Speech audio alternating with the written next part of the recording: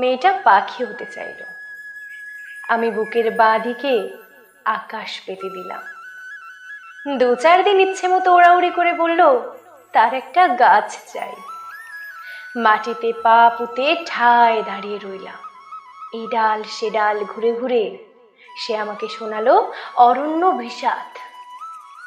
তারপর টানতে টানতে একটা পাহাড়ি ঝর্ণার কাছে নিয়ে এসে বলল তারও এমন একটা পাহাড় ছিল, সেও কখনো পাহাড়ের জন্য নদী হতো।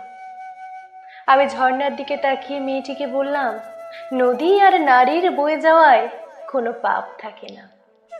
সে কিছু ফুটে থাকা ফুলের দিকে দেখিয়ে জানতে চাইল কি নাম। বললাম গোলাপ।